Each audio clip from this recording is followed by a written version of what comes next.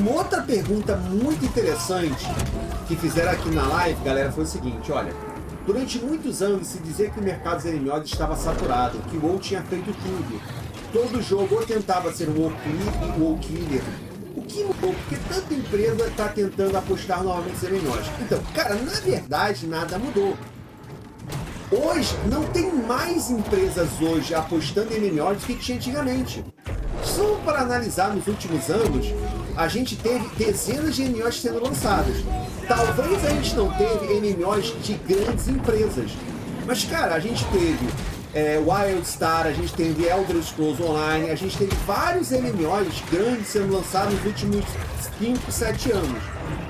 O primeiro problema em relação a MMO é que MMO é um projeto caro. MMO você não faz da noite pro dia, demora muito tempo e é muito caro, é muito custoso, sacou? Então, não é que as empresas não estivessem fazendo MMOs, é que MMO demora muito para ser feito. O próprio New World, o New World está sendo feito há o quê? Há uns 5 a 6 anos, é muito mais tempo do que o pessoal imagina. O pessoal acha que o New World é um jogo que tem 3 anos, cara, o New World ele é bem velhinho, sacou? Então, as empresas, elas não pararam de fazer MMOs. O que aconteceu foi o seguinte, as empresas pararam de fazer MMOs copiados do WoW, sacou? O que aconteceu? Chegou um momento em que os MMOs, eles estavam começando, eles eram populares, mas não eram tão populares assim. Época do Ultima Online, época do EverQuest. Naquela época, todos os MMOs, eles copiavam o MMO que era mais popular, que era o EverQuest. O próprio World of Warcraft, ele é estupidamente inspirado no EverQuest. Tanto que na época que ele foi lançado, muita gente dizia, cara, ninguém vai jogar esse jogo porque ele é um EverQuest mais fácil. Sem se dizer isso no WoW. Ninguém vai querer jogar o WoW, ele é um EverQuest fácil. Ele não tem nada de especial, sacou?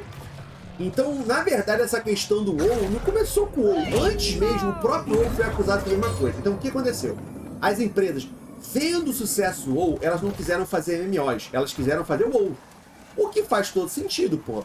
Você tem um restaurante. Aí lança o restaurante da sua esquina. Esse restaurante começa a vender pizza. E todo mundo só quer comer pizza. Você tem uma hamburgueria, ninguém tá comendo hambúrguer, todo mundo comendo pizza. Você começa a pensar, acho que eu vou vender pizza também. Sabe? É uma questão meio de mercado. Beleza. Então, as empresas começaram a copiar o WoW.